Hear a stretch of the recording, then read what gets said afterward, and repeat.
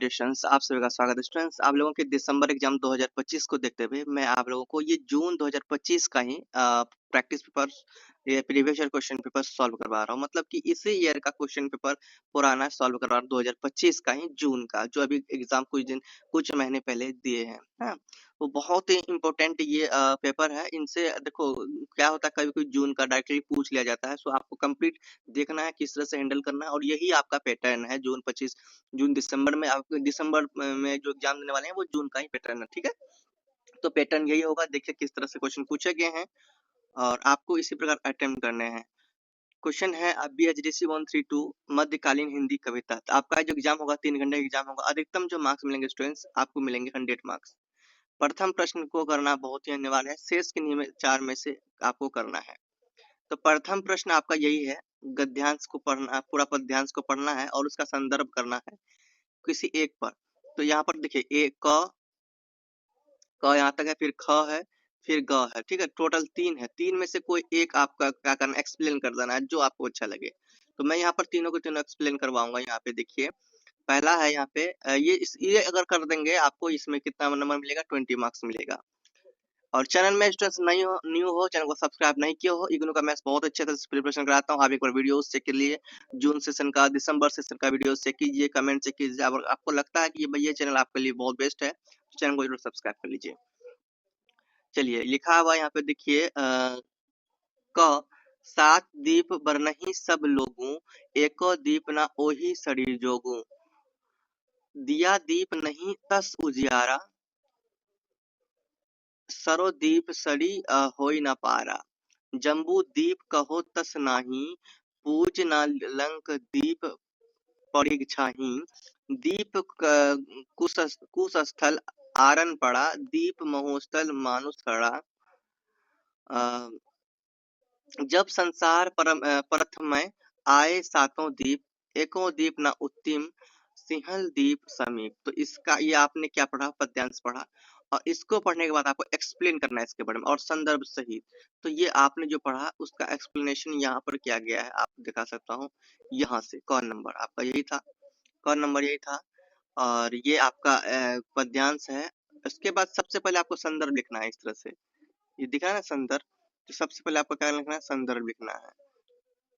संदर्भ लिखने के बाद आपको इस तरह लिखना है, यह पंक्तियां मौलिक मोहम्मद जायसी की प्रसिद्ध रचना पद्मावत से ली गई है। देखो किस प्रकार से किया जा रहा है, इसी प्रकार आपको करने हैं। समझ जाना है, क्या आपको पहले से तैयारी करके रखना है। अब यहाँ पर देखिए भावार्थ, कवि कहता है इसमें, क्या कवि कहते हैं कि 7 द्वीपों के लोग पद्मावती के रूप, गुण, सौंदर्य की चर्चा करते हैं, परंतु एक भी द्वीप या देश में पद्मावती जैसी स्त्री नहीं मिलती है। अब इसके बारे में व्याख्या कर रहे हैं। देखिए व्याख्या यहाँ पर मलिक मोहम्मद जायसी ने इस पद के माध्यम से यह बात बताया कि पद्मावती के रूप का कोई सानी नहीं है। उनके रूप की महिमा इतनी अद्भुत है कि संसार के 7 द्वीपों में उसकी समानता करने वाला कोई नहीं। यह अतिशयोक्ति नहीं बल्कि कवि की भक्ति है और प्रेम से भरी हुई दृष्टि है, जो पद्मावती को रूप की देवी के रूप में देखती है। यह भी प्रतीकात्मक रूप से कहा जा सकता है कि पद्मावती यहाँ आदर्श सौंदर्य और आत्मिक पवित्र का प्रतीक है, जो सांसारिक सौंदर्य से परे हैं। उसके बाद देखो इतना ही आपको करना है और एक्सप्लेनेशन करना, कम से कम 2-3 पेज पहुंचाना है, थोड़ा सोच सोच के, और इसी के साथ आपको मिल जाएगा 20 मार्क्स इसमें, है ना। अब दूसरा क्या था, देखिए दूसरा आपका ये था ख नंबर। ख नंबर क्या है, निसी दिन बरसत नैन हमारे, सदा रहती पावस ऋतु हम पे, जब मैं श्याम सिधारे, दृग अंजल लागत नहीं कबहू, उर कपोल भय कारे, कंचुकी नहीं सुखत सुनु सजनी, उर बिच बहत पनारे, सूरदास प्रभु अम्बु बढ़ियो, गोकुल लेहु उपारे। तो इसका एक्सप्लेनेशन सेम उसी प्रकार करना है। तो यहाँ पर देखिए क नंबर, ये आपका क नंबर का था, और यहाँ से आपका ख नंबर, तो आपका यही था, है ना। निस दिन बरसत नैन हमारे, आप लोग पूरा पढ़ लीजिए, पूरा ये है, पूरा पद्यांश ये है। और यहाँ से आपको कुछ इस प्रकार भी लिख सकते हैं, यहाँ पे लिखा शब्दार्थ, तो यहाँ पर लिख सकते हैं निज दिन दिन रात 50। अब देखो चाहे तो शब्दार्थ लिख सकते हैं, नहीं तो नहीं। बाकी आप यहाँ पर संदर्भ लिखना है आपको, है ना, संदर्भ लिखना है जो यहाँ पर लिखा गया है। या फिर मैंने आपको पहले बताया जिस तरह से भी लिखा हुआ था उस तरह से भी लिख सकते हैं, या फिर आप इस तरह से लिखना चाहते हैं इस तरह से भी लिख सकते हैं। संदर्भ लिखना है, लिखा ना प्रस्तुत, यहाँ पे संदर्भ में वही लिखना कि भाई किसके बारे में है, ये कौन इसको इसका एक्टिविटी कौन कर रहा है, इसमें कौन हीरो है, नायक कौन है, उसके बारे में बताना, कौन कवि है, उनके बारे में बताना संदर्भ में। प्रस्तुत पद महाकवि सूरदास द्वारा रचित है, सूर सागर के भ्रम रंगित प्रसंग से लिया गया है। ठीक है, ये आपने देखा। अब प्रसंग देखना है क्या है इसका। प्रसंग, कृष्ण के मथुरा चले जाने पर गोपियां रात दिन उनकी वियोग में व्यथा में घुलती रहती है। कृष्ण ने अपने परम मित्र उद्धव को अपना दूत बनाकर गोपियों के पास भेजा। उद्धव को अपने ज्ञान योग पर अत्यंत गर्व था। उद्धव ने गोकुल जाकर गोपियों को समझाया कि वे कृष्ण का ध्यान त्याग कर उस निर्गुण ब्रह्म की साधना करें जो घट घट में व्याप्त है। गोपियों का प्रेम तो कृष्ण के प्रति अन्य था ही, वे उनके अतिरिक्त अन्य किसी का ध्यान कैसे रखती। कृष्ण का वियोग उनके हृदय को व्यतीत कर ही रहा था। हृदय की व्यथा अश्रु बनकर नेत्रों से प्रभावित होती रहती है। उनकी इसी प्रेम दशा का वर्णन प्रस्तुत पद में सूरदास ने गोपियों के माध्यम से किया। व्याख्या देखिए, अब व्याख्या में भी आपको लिखना है ताकि देखिए आपको दिमाग ऐसा लगना 2-3 पेज आपको कम से कम चले जाए, ऐसे सेट करके लिखना है। आपको इसमें से 20 मार्क्स मिल जाएंगे। है तो 20 मार्क्स का, लेकिन आपको अगर इस टाइप का क्वेश्चन बनाओगे आपको 20 मार्क्स मिलेंगे।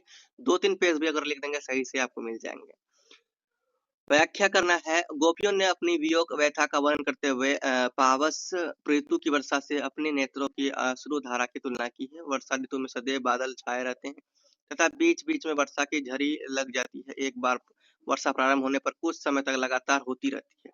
इसी प्रकार की स्मृति ही वे बादल है जो उमर घुमर गोपियों के हृदय पर छाते हैं।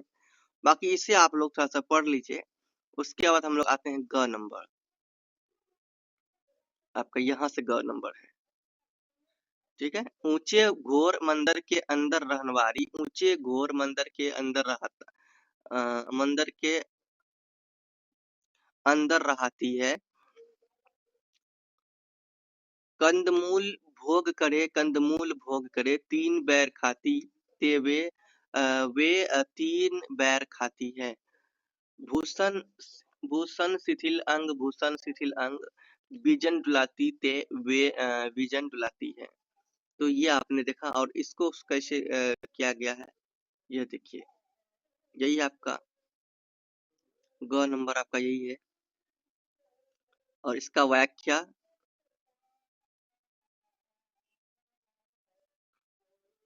संदर्भ आपको मैंने बता दिया संदर्भ कैसे लिखना है, तो संदर्भ आप उसी प्रकार आप लिख सकते हैं। बाकी डायरेक्टली यहाँ पे व्याख्या क्या गया है आप लोग व्याख्या देख सकते हैं।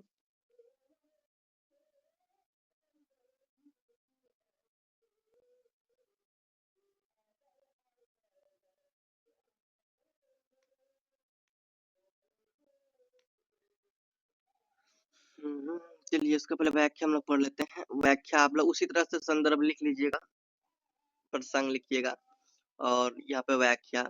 कविवर भूषण कहते हैं कि शिवाजी के भय से ऊंचे और विशाल महलों में रहने वाली शत्रुओं की स्त्रियां अब भयंकर पर्वतों की गुफा में रहती है। भाव यह है कि शिवाजी के डर से शत्रु पक्ष की नारियों ने अपने ऊंचे ऊंचे भवन छोड़ दिए और जान बचाने के लिए अब वे पर्वतों की गुफाओं में छिपती फिरती है, जो मधुर पदार्थों से बने हुए स्वादिष्ट भोजन किया करती थी।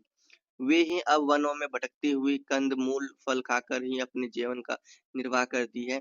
जिनके शरीरांग आभूषणों के भार से स्थिल हो जाते थे, वहीं वहीं अब भूख के मारे स्थिल अंग बाली होकर भटकती है। महलों में जिन पर व्यंजन अर्थात पंखे डुलाए जाते हैं, वही अब निर्जन वनों में अकेली घूमती फिरती है। भूषण कवि कहते हैं कि वे शिवाजी आपके घर डर से शत्रु की स्त्रियां की यहाँ तक दुर्दशा हो गई है कि जो पहले आभूषणों में रत्न जड़वाया करती थी, वहीं अब वस्त्र न मिलने के कारण नग्न ठंड में ठिठुरती रहती है। ये हो गया। अब नेक्स्ट देखते हैं हम। नेक्स्ट आपका जो पॉइंट है स्टूडेंट, आपका यहाँ पर देखिए क्वेश्चन। नेक्स्ट अगला क्वेश्चन क्या है यहाँ पर कि भक्ति काव्य की विशेषताएं बताइए। तो ये आपका बुक में ही सही था, तो इसी से लिया गया है। देखिए, भक्ति काव्य की प्रमुख प्रवृत्तियां लिखेंगे तो ये विशेषताओं में भी आ जाएगा। यहाँ पे देखिए, ठीक है। और इसको थोड़ा सा आप पढ़ेंगे, थोड़ा कोशिश कीजिएगा समझ समझ पढ़ने का। जॉर्ज ग्रियर्सन ने भक्ति आंदोलन पर विचार करते हुए लिखा था कि इसका आगमन बिजली की चमक के समान अचानक हुआ था। लेकिन हम बता चुके हैं कि भक्ति आंदोलन का आरंभ कोई आकस्मिक घटना नहीं थी। 14वीं से 15वीं सदी में भक्ति आंदोलन के जन्म से पहले ही दक्षिण में भक्ति का व्यापक प्रसार हो चुका था। यह सही है कि भक्ति आंदोलन का उदय तत्कालीन परिस्थितियों की देन था, लेकिन इस पर विभिन्न धार्मिक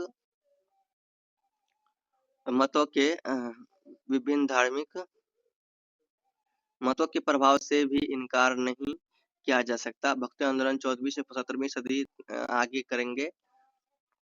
इस सदी के बीच 14वीं से 17वीं सदी के बीच विद्वान रहा। इसमें कई धाराएं और उपधाराएं रही। हम इनका अध्ययन आगे करेंगे। बाकी यहाँ पर देखिए कुछ विशेषताएं दिया गया है। क्या है? पहला है ये विशेषता, यहाँ पर देखिए पहला विशेषता दिया गया है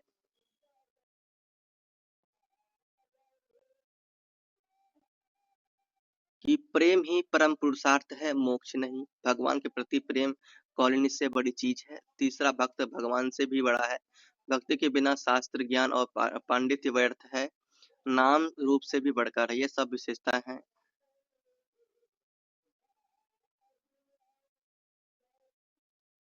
अगला हम लोग थोड़ा सा पढ़ लेते हैं।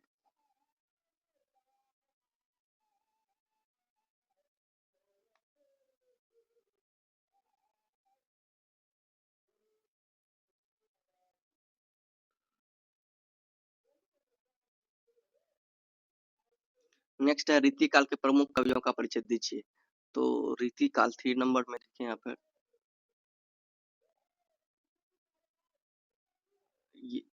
यहाँ से आपका होता है रीतिकाल के प्रमुख कवि। तो पहला चिंतामणि त्रिपाठी, इसको आप लोग सही से पढ़िए। लिखा हुआ है आचार्य रामचंद्र शुक्ल ने चिंतामणि को रीति काल का प्रथम आचार्य कवि माना है। और आचार्यत्व और कवित्व दोनों दृष्टियों से रीतिकाल काव्य के विकास में इनका स्थान महत्वपूर्ण है। इन्होंने 9 ग्रंथ लिखे थे, जिसमें से आज केवल 5 ही उपलब्ध है। रस विलास इनका रस संबंधी ग्रंथ है। श्रृंगार मंजरी नायिका भेद का ग्रंथ है। और फिर आगे कवि कल्पतरु में काव्यांगों का विवेचन मिलता है। छंद विचार में छंदों के आधार पर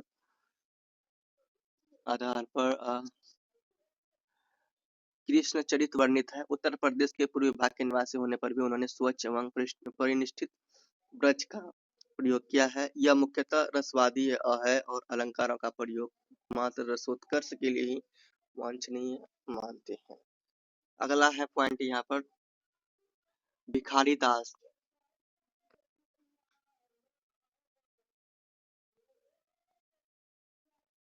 ठीक है। रीति निरूपण के क्षेत्र में मौलिक चिंतन के रूप भिखारी दास का स्थान प्रथम श्रेणी के आलोचनात्मक आलोचकों में गिना जाता है। उन्होंने अपने पूर्ववर्ती संस्कृत और हिंदी के आलोचकों को काव्य सिद्धांतों का अध्ययन करके हिंदी आलोचना का सूत्रपात किया।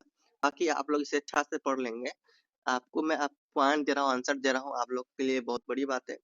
देव के पद्माकर, इसे आप पढ़ेंगे। बिहारी, और इसके लिए टिप्पणी भी करने के लिए दिए जाते हैं। बिहारी पर थोड़ा सा पढ़ लीजिएगा अच्छा से। ठीक है, वीडियो को रोक कर चलिए अब नेक्स्ट क्वेश्चन देखते हैं। और ये पीडीएफ आपको टेलीग्राम में ही मिलेगा। ओके,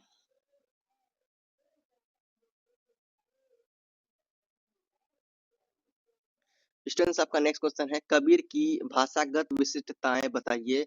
और इसमें आपको दे रहे हैं 20 मार्क्स। कितना दे रहे हैं? 20 मार्क्स। ठीक है, तो चलिए इसको भी देखते हैं।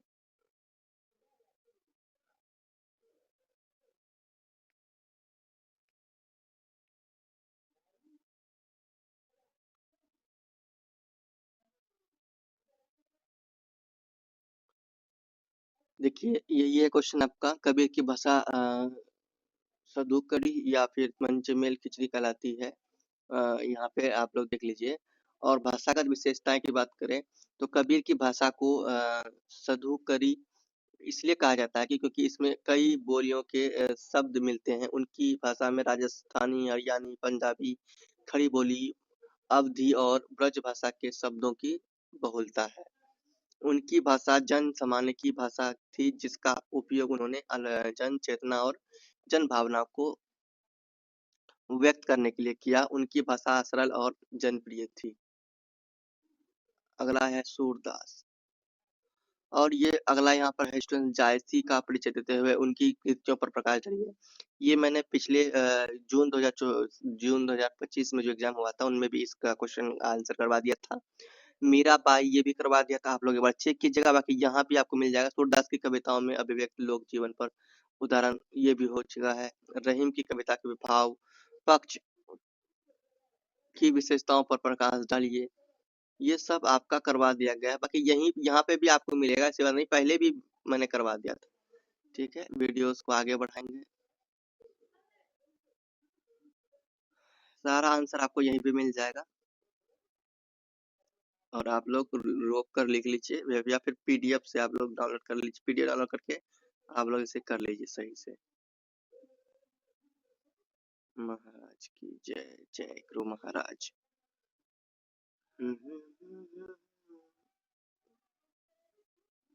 और मैं इसका और भी वीडियो लेके आऊंगा। ठीक है, आप लोग को घबराना नहीं, और भी वीडियोस में लाऊंगा। यहाँ पे आपको ये आंसर यहाँ स्टार्ट है आपका आगे। रहीम की कविताओं के भाव पक्ष की प्रमुख विशेषता नीति संघात और वीरता है। तो आपको थोड़ा सा खोजना पड़ेगा। आप लोग घबराना नहीं, खोज के आपको तो आंसर निकालना होगा। रीति काव्य के प्रमुख भेद यहाँ पे आपको मिला है।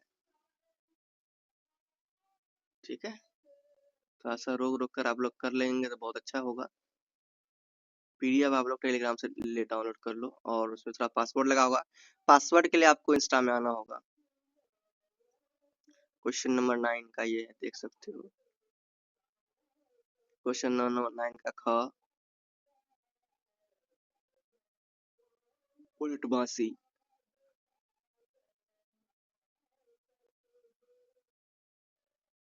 भक्ति पद्धति।